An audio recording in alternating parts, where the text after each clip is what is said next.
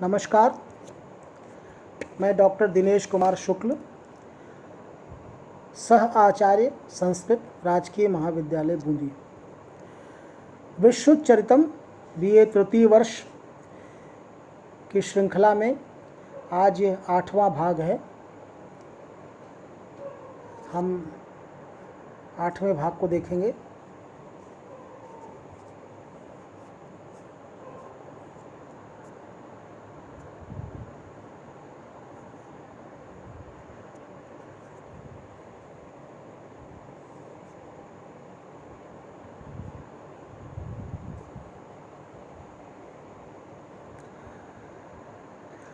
द्वितीयो अन्योन्यं विवदमानानां प्रजानाम् आक्रोशात् दह्यमानकर्णः कष्टं जीवति। राजा का शेड्यूल बता रहा था कि पहले पहर और 8वें पहर में तो उसे आय व्यय का हिसाब देखना होता है, और पहले पहर में तो ये हाल होते हैं कि वो बेचारा सो करके उठता है, कभी मुँह धोए और कभी बिना मुँह धोए, जैसे तैसे एक आध मुट्ठी अन्न पेट के भीतर उतार कर, खा कर नहीं उतार कर, और वो तुरंत काम में लग जाता है। तो पहले और 8वें पहर तो आय व्यय का हिसाब करना होता है। दूसरे पहर क्या होता है आगे बताते हैं। द्वितीयो अन्योन्यम विवदमानानां प्रथमा प्रजानाम आक्रोशात् दह्यमानकर्णः कष्टम जीवति। दूसरे पहर वह राज दरबार में बैठता है, कचहरी में बैठता है, और वहाँ परस्पर अन्योन्यम विवदमानानाम, परस्पर विवाद करती हुई, प्रजानाम, प्रजाओं के, परस्पर आपस में लड़ती झगड़ती प्रजाओं के, आक्रोशाद, उनके आक्रोश से, उनके क्रोधयुक्त स्वर से, दह्यमान कर्णः कष्टम जीवति, बेचारे के कान जलने लग जाते हैं। इस प्रकार से बड़े कष्ट से वो जीता है। दुनिया भर की शिकायतें, लड़ाई झगड़े, उनके आपस में जोर जोर की बहस और चिल्लाने से उसके कान जलने लग जाते हैं, और इस प्रकार से वो कष्ट का अनुभव करता है। तत्रापि प्रांग विवाकादयः, उसमें भी प्रांग और विवाक आदि। प्रांग वो एक तरह से अनुसंधान अधिकारी हुआ करता था, समीक्षा अधिकारी कह लें, जो पूछताछ करके और मामले के तह तक जाता था।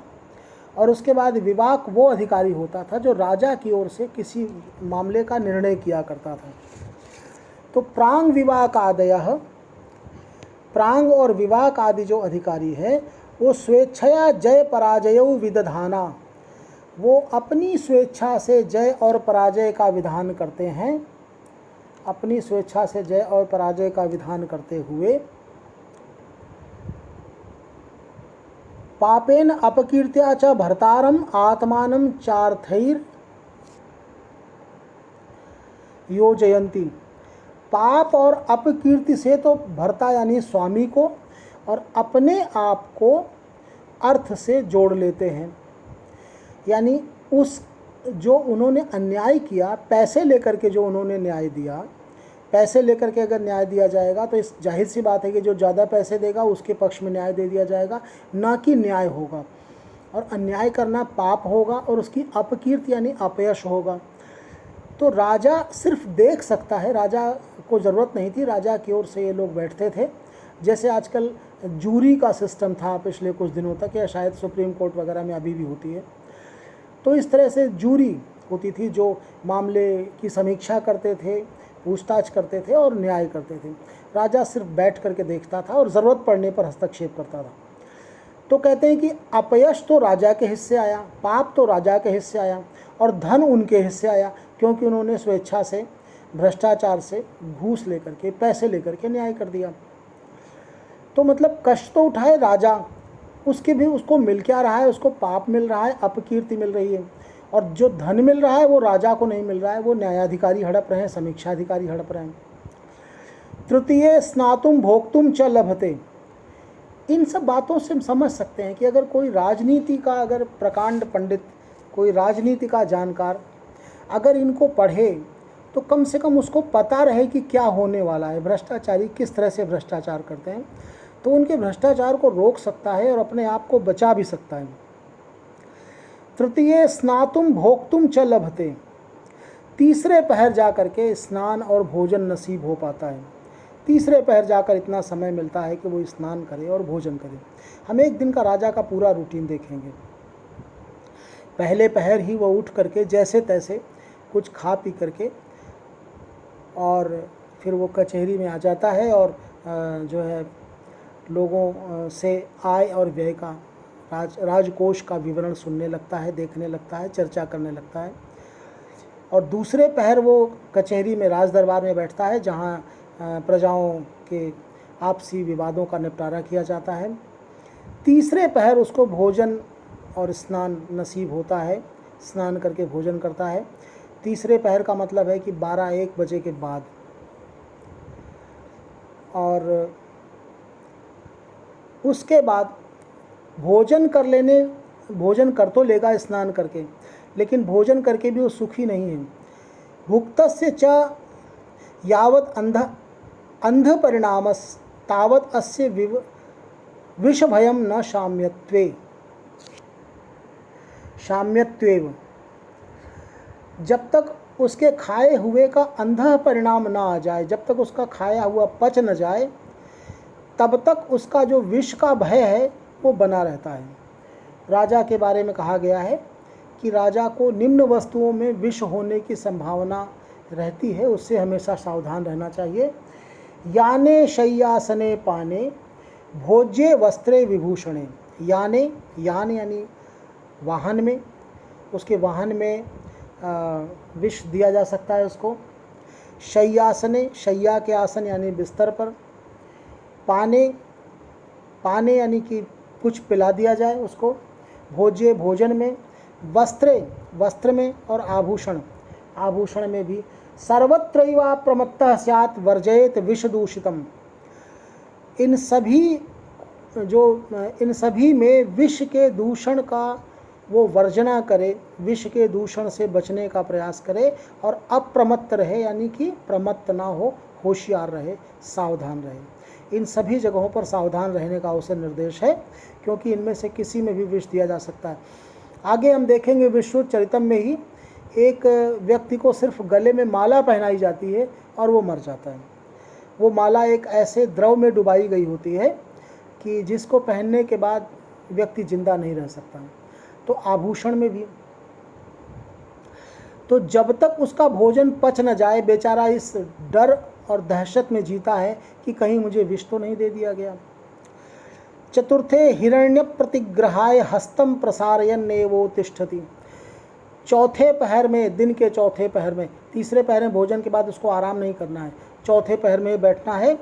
हिरण्य प्रतिग्रहाय, हिरण्य यानी सोना, सोने को ग्रहण करने के लिए हस्तम प्रसारयन्नेवो तिष्ठति, हाथ फैला करके बैठा रहता है, हाथ फैला के बैठा रहता है, जैसे भिखारी हो, कोई भीख मांगने वाला हो। ये शायद उस समय का है जब लोग राजा के लिए उपहार इत्यादि, बलि इत्यादि लेकर के आते थे। सभी सामंत और छोटे राजा जो है ला करके अपने हिस्से से वो कुछ ना कुछ भेंट दिया करते थे, जो राजस्व कलेक्शन होता था वो ला करके देते थे।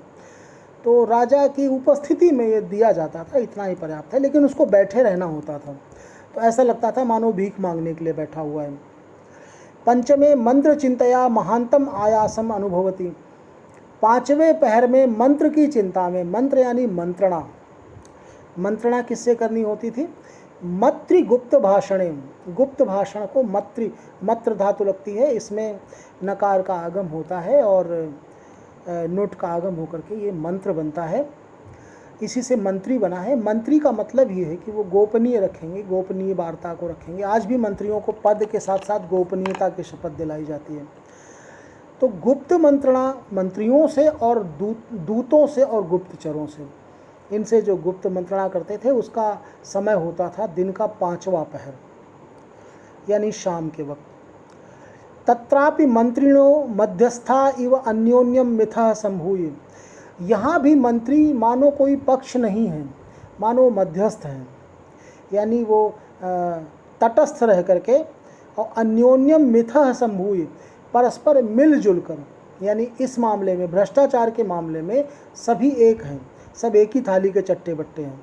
दोष गुणौ, दोष और गुणों को, दूत चार वाक्यानि, दूतों के और चर यानी कि गुप्तचरों के वाक्यों को, शक्य अशक्यताम, क्या किया जा सकता है और क्या नहीं किया जा सकता है, इसको देश काल कार्यावस्थाश्च,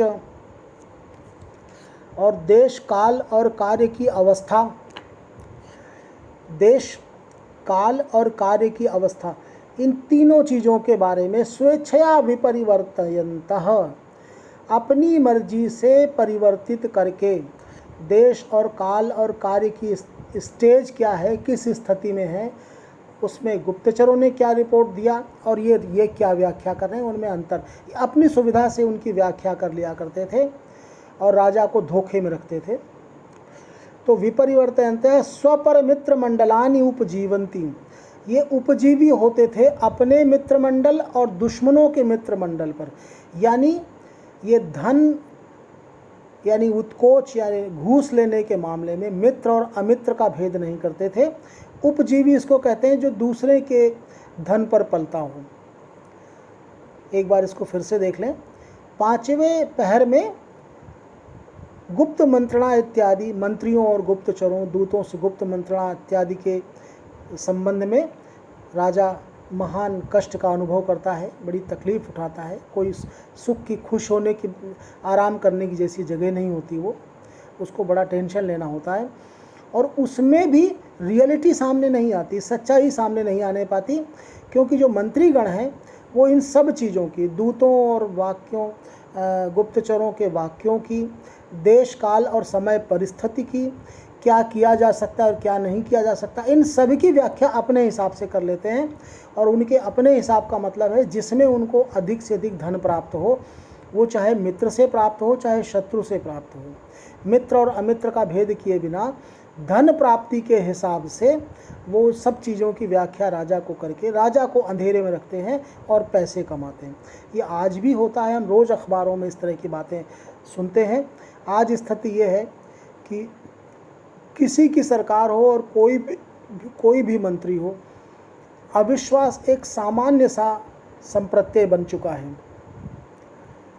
शायद ही कोई नेताओं और मंत्रियों पर विश्वास करता हो, हर किसी के मन में शक है, संदेह है। इसके चक्कर में ईमानदार भी पिसता है। बाह्याभ्यंतराश्च कोपान गूढ़म उत्पाद्य, बाह्य कोप को और आंतरिक कोप को गूढ़ रूप से उत्पन्न करके, प्रेरित करके, यानी लोगों को उकसा करके, और प्रकाशम प्रशमयन्त, और प्रकट रूप से मानो वो उसको शांत करने चले हैं, उसको शांत करने का अभिनय करते हुए इव स्वामिनम अवशम अवग्रहणान्ति, स्वामी को अवश करके उस पर हावी हो जाते हैं, उस पर भारी हो जाते हैं, उसको दबा लेते हैं, उसको मजबूर कर देते हैं कि वो वही सब सुने देखे जो वो सुनाएं और दिखाएं। और इस प्रकार से राजा बनना हम देख रहे हैं कि बहुत कठिन काम है। अब अगर कोई राजा इन सब को अगर पहले से अध्ययन करके रखे तो वो होशियार रहेगा और वो समय के साथ समझ लेगा कि जुडिशरी हो, मंत्री हो, गुप्तचर हो, राष्ट्राध्यक्ष हो, विभागाध्यक्ष हो, किस तरह से बदमाशियां करते हैं, किस तरह से धन प्राप्त करने के लिए हित साधन करते हैं, किस तरह से उनको जनता के, सामान्य व्यक्ति के हितों से, उनके कष्टों से उनका कोई सरोकार नहीं होता और वो जैसे तैसे करके पैसे बनाने में लगे रहते हैं। ये आज भी प्रासंगिक लगता है, इसलिए ऐसा लगता है जैसे आज ही की बात हो रही हो। ऐसा बिल्कुल नहीं लगता कि 7वीं शताब्दी के किसी राइटर ने ये बातें लिखी हुई। यानी समय बहुत ज़्यादा कुछ नहीं बदलता, समय बहुत कुछ नहीं बदला है। धन्यवाद बच्चों, शेष अगले हिस्से में।